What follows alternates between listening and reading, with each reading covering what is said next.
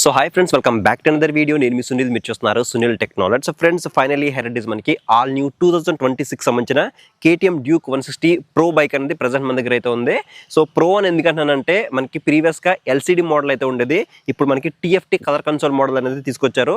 So ఈ వెహికల్లో మనకి ఇంకా ఎటువంటి ఫీచర్స్ అనేవి ఆఫర్ చేస్తున్నారు, దీనికి ex-showroom price, on road price, అలాగే డౌన్ పేమెంట్ ఎంత పే చేయాలి, అలాగే సంక్రాంతి సందర్భంగా అమలాపురం KTM షోరూమ్ వాళ్ళు కొన్ని ఆఫర్స్ ఇస్తున్నారు. ఆ ఆఫర్స్ గురించి ఎవ్రీథింగ్ కూడా మీకు ఈ వీడియో ఎక్స్ప్లెయిన్ చేస్తాను కాబట్టి వీడియో అక్కడ స్కిప్ చేయకుండా లాస్ట్ చూసే ప్రయత్నం చేయండి. అలాగే ఈ వీడియోలో నా ఇన్ఫర్మేషన్ మీకు వర్త్ అనిపిస్తే ఖచ్చితంగా వీడియో లైక్ చేసి ఛానల్ అయితే సబ్స్క్రైబ్ చేయండి. ఫస్ట్ ఆఫ్ ఆల్ దీంట్లో మనకి 3 కలర్స్ అనేవి అవైలబిలిటీ తీసుకొచ్చారు. ప్రజెంట్ మీరు చూస్తున్న ఆరెంజ్ కలర్ అయితే ఉంటుంది, అండ్ ఇంకొకటి బ్లూ అయితే ఉంటుంది, అండ్ ఇంకొకటి సిల్వర్ అనమాట. సో 3 కలర్స్లో మీరు మీకు నచ్చిన కలర్లో మీరు అయితే ఈ వెహికల్ చూస్ చేసుకోవచ్చు. అండ్ బిల్డ్ క్వాలిటీ గురించి నేను ఒక్కొక్క పార్ట్ గురించి చెప్తాను, అప్పుడు మీకు బిల్డ్ క్వాలిటీ ఎలా ఉందో కూడా మీకు, అంటే ఫైబర్ బాడీ పార్ట్స్ అనేవి ఎక్కడ యూస్ చేశారు, మెటల్ పార్ట్స్ అనేవి ఎక్కడ యూస్ చేశారు మీకు ఎక్స్ప్లెయిన్ చేసే ప్రయత్నం చేస్తాను. ఫస్ట్ ఆఫ్ ఆల్ ఇక్కడ మనం టాప్ లో చూసుకుంటే మనకి మంచి స్టైలిష్ లుక్స్ తో స్పోర్టీ డిజైన్ తో మనకి మిర్రర్స్ అనేవి ఇవ్వడం జరిగింది. ఇదంతా కూడా మనకి ఫైబర్ బాడీ అని చెప్పొచ్చు. అండ్ ఇక్కడ చూసుకుంటే మనకి రబ్బర్ బూట్స్ అనేవి ఇక్కడ మనకి ప్రొటెక్షన్ ఇవ్వడం జరిగింది. అండ్ నెక్స్ట్ ఫ్రంట్ చూసుకుంటే ఇక్కడ మనకి నెంబర్ ప్లేట్ బ్రాకెట్ అయితే ఇక్కడ కనిపించడం జరుగుతుంది. అలాగే నెక్స్ట్ ఇక్కడ చూసుకుంటే మనకి టర్న్ బ్లింకర్స్ అనేవి LED తో ప్రొవైడ్ చేస్తున్నారు. సో LED టర్న్ బ్లింకర్స్ ఇవ్వడమే కాకుండా దీంట్లో హజార్డ్ వార్నింగ్ ఇండికేటర్స్ కూడా మనకి దీంట్లో ఇవ్వడం జరిగింది. సో హజార్డ్ వార్నింగ్స్ లో మనకి ఇక్కడ ఒక చిన్న టిప్ ఏంటంటే, మీకు మనం కీ అనేది స్వైప్ చేసిన తర్వాత ఇక్కడ మనకి రెడ్ కలర్ లో ఒక స్విచ్ ఇచ్చారు కదా హ్యాండిల్ బార్ మీద, దీన్ని మనం ప్రెస్ చేస్తే 4 ఇండికేటర్స్ అనేవి ఒకేసారి బ్లింక్ అవుతాయి. ఇది బాగానే ఉంది. అండ్ నెక్స్ట్ మళ్ళీ మనం కీ ఆన్లో ఉన్నప్పుడే మనం దీన్ని అయితే ఆఫ్ చేయాలన్నమాట, లేదంటే మనకి టర్న్ బ్లింకర్స్ అనేవి అలా బ్లింక్ అవుతూ ఉంటాయి. సో ఎందుకంటే మనం ఎక్కడైనా పార్కింగ్ ఏరియాలో మనం పార్క్ చేసినప్పుడు మన వెహికల్ అనేది ఎక్కడ ఉందో మనం ఈజీగా ఐడెంటిఫై చేసుకోవడానికి మనం కీ అనేది ఆఫ్ చేసినా కూడా మనకి ఈ టర్న్ బ్లింకర్స్ అనేవి బ్లింక్ అవుతూనే ఉంటాయని చెప్పొచ్చు. ఇది ఒక కూల్ ఫీచర్ అని చెప్పొచ్చు ఈ వెహికల్ అయితే. అలాగే నెక్స్ట్ ఈ వెహికల్ లో మెయిన్ అట్రాక్టివ్ థింగ్ దీని యొక్క హెడ్ లైట్ యొక్క డిజైన్ అని చెప్పొచ్చు. ఏదైతే మనం డ్యూక్ 390 లో కానీ, డ్యూక్ 250 లో కానీ, డ్యూక్ 200 లో కానీ చూసాము, సేమ్ హెడ్ లైట్ యొక్క డిజైన్ మనకి దీంట్లో ఇవ్వడం జరిగింది. సో దీన్ని బటర్ఫ్లై హెడ్ లైట్ అని చెప్పేసి మనం పిలవచ్చు అనమాట. సో దీంట్లోనే LED DRLs అయితే ఉంటాయి. సో LED లైటింగ్ ఇచ్చారు కాబట్టి మనకి నైట్ టైం విజిబిలిటీ కూడా మనకి ఎక్సలెంట్ గా ఉంటుందని చెప్పొచ్చు. అలాగే నెక్స్ట్ యొక్క సస్పెన్షన్ గురించి మాట్లాడుకుంటే దీంట్లో 37mm USD ఫోక్స్ అనేవి ఇవ్వడం జరిగింది. సో కింద పార్ట్ కానీ చూసుకుంటే ఎండ్యూరెన్స్ తీసుకోవడం జరిగింది, పై పార్ట్ చూసుకుంటే మనకి WP ఎపెక్స్ నుంచి తీసుకోవడం జరిగింది అనమాట. సో ఓవరాల్ గా మనకి 37mm USD ఫోక్స్ ఇచ్చారు కాబట్టి మనకి కార్డింగ్ చేసినప్పుడు కానీ లేదా హై స్పీడ్ స్టెబిలిటీ కానీ ఇంకా మనకి బెటర్ అయితే ఉంటుందని చెప్పొచ్చు. అలాగే సస్పెన్షన్ పైన రిఫ్లెక్టర్ అయితే కనిపిస్తుంది. నెక్స్ట్ దీని యొక్క మడ్ గార్డ్ గురించి మాట్లాడుకున్నట్టయితే మడ్ గార్డ్ అనేది డ్యూయల్ టోన్ లో డిజైన్ చేశారు. బ్యాక్ సైడ్ అంతా కూడా మనకి కంప్లీట్ గా మ్యాటీ బ్లాక్ అయితే ఉంది. అలాగే ఫ్రంట్ పోర్షన్ లో మనకి గ్లాసీ బ్లాక్ అయితే ఉందన్నమాట. ఇది కంప్లీట్ గా మనకి ఫైబర్ బాడీ పార్ట్ అనే చెప్పొచ్చు. అలాగే నెక్స్ట్ దీని టైర్స్ అండ్ వీల్స్ గురించి మాట్లాడుకుంటే ఫ్రంట్ సెక్షన్ లో 110/70 నుంచి ట్యూబ్లెస్ అలా వీల్స్ అనేవి ఇవ్వడం జరిగింది. సో ఫ్రంట్ సైడ్ టైర్ అయితే చూడొచ్చు మనకి ఈ విధంగా అయితే ఉంటుంది. ఇది కంప్లీట్ గా MRF జాపర్ టైర్ అని చెప్పొచ్చు. సో మనకి టైర్ యొక్క గ్రిప్ అయితే మాత్రం నెక్స్ట్ లెవెల్ అయితే ఉంటుందని చెప్పొచ్చు. అలాగే నెక్స్ట్ ఇంకా బ్రేకింగ్ సిస్టమ్ గురించి మాట్లాడుకున్నట్టయితే ఫ్రంట్ సైడ్ 320mm హబ్లెస్ డిస్క్ అనేది ప్రొవైడ్ చేస్తున్నారు ఫర్ బెటర్ వెయిట్ డిస్ట్రిబ్యూషన్ అని చెప్పొచ్చు. సో దీంట్లోనే ABS అయితే ఉంటుంది. అలాగే 4 పిస్టన్ బై బ్రేక్ క్యాలిపర్స్ మనకి దీని యొక్క డిస్క్ అనేది డిజైన్ అయితే చేశారని చెప్పొచ్చు. So remaining competitor segment bikes తో కంపేర్ చేసుకుంటే ఇదే మనకి అతిపెద్ద డిస్క్ బ్రేక్ అని చెప్పొచ్చు. రిమైనింగ్ కంపెనీస్ అన్ని 280mm 260mm ప్రొవైడ్ చేస్తే వీళ్ళు మాత్రం 320mm హబ్లెస్ డిస్క్ అనేది ప్రొవైడ్ చేస్తున్నారు. అలాగే బ్యాక్ సెక్షన్ లో 230mm డిస్క్ బ్రేక్ అనేది ప్రొవైడ్ చేస్తున్నారు. అలాంగ్ విత్ ABS అయితే ఉంటుంది. అలాగే dual piston by break callipers తో మనకి బ్యాక్ సైడ్ డిస్క్ అనేది డిజైన్ అయితే చేశారు. సో మనం కావాలనుకుంటే బ్యాక్ సైడ్ ABS అనేది ఆఫ్ కూడా అయితే చేసుకోవచ్చు. అండ్ నెక్స్ట్ ఈ వెహికల్ లో మెయిన్ హార్ట్ ఇంజిన్ కాబట్టి ఇంజిన్ క్యాపబిలిటీస్ గురించి మనం మాట్లాడుకున్నట్టయితే ఇది టెక్నికల్ గా 164.5cc single cylinder 4-stroke 4 valve తో BS6 ఫేజ్ నార్మ్స్ కి అప్డేట్ చేయబడిన OBD2B liquid cooled SOHC engine అనేది ఇవ్వడం జరిగింది. దీని యొక్క మాక్సిమం పవర్ సరికి 19 PS పవర్ ని, అలాగే 15.5 Nm టార్క్ ని ఇంజిన్ అయితే జనరేట్ చేస్తుంది. అలాంగ్ విత్ దీంట్లో 6 స్పీడ్ గేర్ బాక్స్ అనేది ఇవ్వడం జరిగింది. అలాగే అసిస్టెంట్ స్లిప్పర్ క్లచ్ కూడా దీంట్లో మనకి ఇవ్వడం జరిగిందని చెప్పొచ్చు. అలాగే ఇంజిన్ దగ్గర చూసుకుంటే ఇక్కడ మనకి ఒక సెన్సార్ కనిపిస్తుంది కదా, ఆ సెన్సార్ కూడా వెళ్ళి ప్రొటెక్షన్ ఇచ్చారు. ఇఫ్ ఇన్ కేస్ బైక్ అనేది స్కిడ్ అయి పడిపోతే కనుక సెన్సార్ అనేది బ్రేక్ అవుతుంది అన్న ఉద్దేశంతో వీళ్ళు సెన్సార్ కూడా మెటల్ పార్ట్ తో మనకి ప్రొటెక్షన్ ఇచ్చారనమాట. అలాగే ఈ వెహికల్ సైడ్ స్టాండ్ ఉంది, side stand cut off engine sensor అయితే ఉంటుంది. సో సెంటర్ స్టాండ్ అయితే ఏమి ఉండదు, ఓన్లీ సైడ్ స్టాండ్ తో మాత్రమే రావడం జరుగుతుంది. అలాగే నెక్స్ట్ దీని ట్యాంక్ కెపాసిటీ గురించి మాట్లాడుకుంటే దీంట్లో కంప్లీట్ గా 10.1 లీటర్ మెటల్ ట్యాంక్ అనేది ఇవ్వడం జరిగింది. సో మెటల్ ట్యాంక్ ఇచ్చారు కాబట్టి ప్రొటెక్షన్ డిపార్ట్మెంట్ ఇది ఒక ప్లస్ పాయింట్ అని చెప్పొచ్చు. అలాగే ట్యాంక్ పైన E20 స్టిక్కరింగ్ ఉంది కాబట్టి మనం కావాలనుకుంటే ఎథనాల్ బ్లెండింగ్ పెట్రోల్ కూడా దీంట్లో మనం ఫిల్ అయితే చేయించుకోవచ్చు. అండ్ దీని ఒక మైలేజ్ గురించి మాట్లాడుకున్నట్టయితే అప్రాక్సిమేట్లీ మీరు 38 నుంచి 40 కిలోమీటర్స్ మధ్యలో ఎక్స్పెక్ట్ చేసి మీరు ఈ వెహికల్ అయితే తీసుకోవచ్చు. అలాగే ట్యాంక్ పైన చూసుకుంటే ఇక్కడ మనకి ఎక్స్టెన్షన్ కౌల్స్ ఉన్నాయి కదా, సో ఈ కౌల్స్ అనేవి కంప్లీట్ గా ఫైబర్ బాడీతోనే ఇవ్వడం జరిగిందని చెప్పొచ్చు. అలాగే ట్యాంక్ పైన చూసుకుంటే ఇక్కడ డ్యూక్ 160 అని చెప్పేసి స్టిక్కరింగ్ అయితే కనిపిస్తుంది. అలాగే నెక్స్ట్ ఈ వెహికల్ యొక్క చాసెస్ ఫ్రేమ్ గురించి మాట్లాడుకుంటే దీంట్లో స్ప్లింటెడ్ రిలీజ్ ఫ్రేమ్ మీద ఈ వెహికల్ అయితే డిజైన్ చేశారని చెప్పొచ్చు.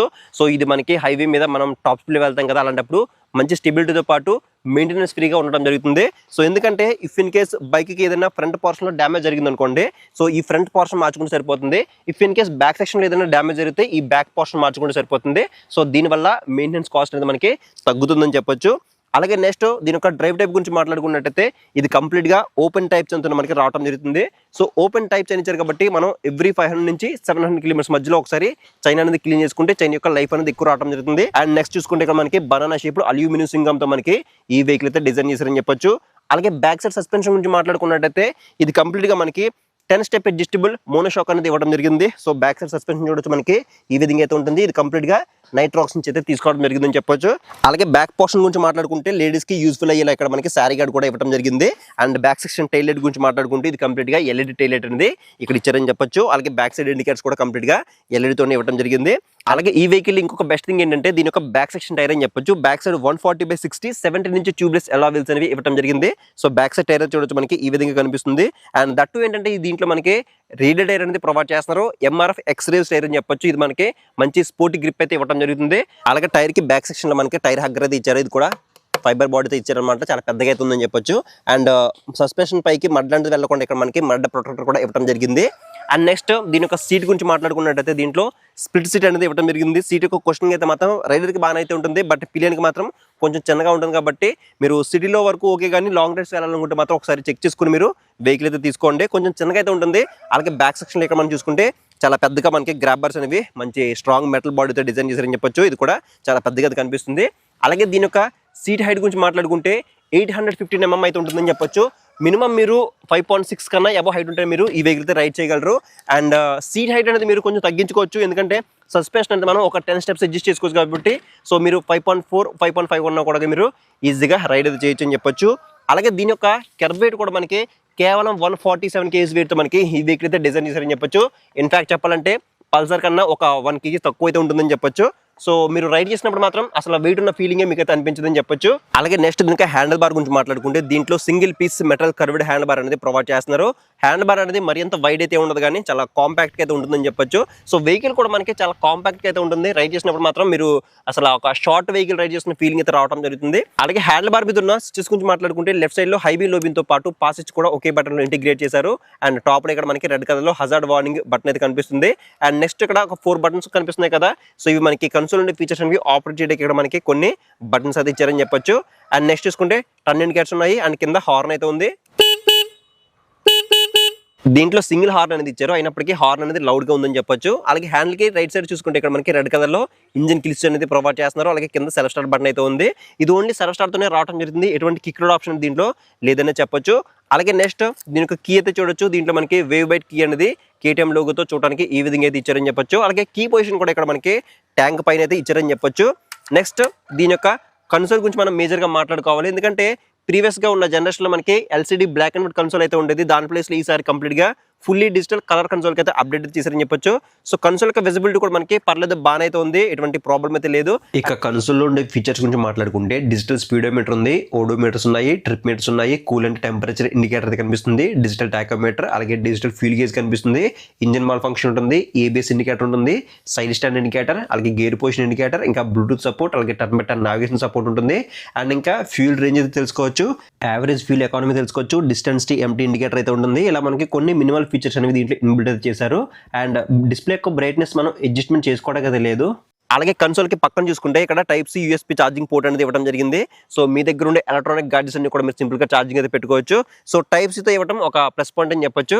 ఇక ఫైనల్ గా ఈ బైక్ ఒక ప్రైస్ గురించి మాట్లాడుకుంటే ఒకవేళ మీరు LCD వేరియంట్ తీసుకుంటే దాని యొక్క ఎక్స్షోరూమ్ ప్రైస్ అనేది 1,70,700 రూపాయలు అయితే ఉంది. అలాగే ఆన్ రోడ్ ప్రైస్ కూడా అప్రాక్సిమేట్లీ 2,11,000 రూపాయల వరకు అయితే ఉందని చెప్పొచ్చు. అండ్ ఒకవేళ మీరు ఈ TFT వేరియంట్ తీసుకుంటే కనుక దీని యొక్క ఎక్స్షోరూమ్ ప్రైస్ అనేది 1,78,700 రూపాయలు అయితే ఉంది. అలాగే ఆన్ రోడ్ ప్రైస్ అనేది 2,20,000 రూపాయల వరకు అయితే ఉందని చెప్పొచ్చు అప్రాక్సిమేట్లీ అయితే. అండ్ డౌన్ పేమెంట్ గురించి మాట్లాడుకుంటే 50,000 అండ్ అబవ్ మీరు ఎంత సరే పే చేసి రిమైనింగ్ అనేది ఫైనాన్స్ చేయించుకుని మీరు ఈ వెహికల్ అయితే తీసుకోవచ్చు. సో మీకు ఆన్ రోడ్ ప్రైస్ అనేది అప్రాక్సిమేట్లీ చెప్పాను, మీరు అమలాపురంలో ఉన్న KTM షోరూమ్ విజిట్ చేస్తే కనుక మీకు అప్రాక్సిమేట్లీ 5,000 నుంచి 10,000 రూపీస్ మధ్యలో మీకు డిస్కౌంట్ అనేది ప్రొవైడ్ చేస్తారు. వేరియంట్ బట్టి మోడల్స్ బట్టి డిస్కౌంట్ అయితే ఉంటుందని చెప్పొచ్చు. అలాగే ఈ సంక్రాంతి సందర్భంగా అమలాపురం KTM షోరూమ్ వాళ్ళు కొన్ని స్పెషల్ ఆఫర్స్ కూడా ఇస్తున్నారు. ప్రతి వెహికల్ బుకింగ్ మీద స్పాట్ గిఫ్ట్ అయితే ఉంటుంది. అలాగే ఫుల్ ట్యాంక్ పెట్రోల్ అనేది ఫ్రీగా ఇస్తున్నారు. అలాగే కాంప్లిమెంటరీ హెల్మెట్ కూడా ఇస్తున్నారు. అలాగే మన ఛానల్ సబ్స్క్రైబర్స్ కూడా కూడా కొంచెం స్పెషల్ డిస్కౌంట్ అయితే ఉంటుందని చెప్పొచ్చు. సో ఒకవేళ మీరు అమలాపురం సరౌండింగ్స్లో ఉంటే కనుక ఒకసారి షోరూమ్ అయితే విజిట్ చేయండి. సో ఇది ఫ్రెండ్స్ మొత్తానికి అయితే ఓవరాల్గా కేటీఎం డ్యూక్ 160 యొక్క కంప్లీట్ నా వాకర్ అండ్ రివ్యూ, అలాగే దీనికి ప్రైస్ అండ్ స్పెసిఫికేషన్స్ అన్ని మీకు క్లియర్గా ఎక్స్ప్లెయిన్ నేను అనుకుంటున్నాను. మీకు ఇంకా ఏదైనా డౌట్ ఉంటే మాత్రం కింద కామెంట్ సెక్షన్లో కామెంట్ చేయండి, మీకు రిప్లై ఇచ్చే ప్రయత్నం చేస్తాను.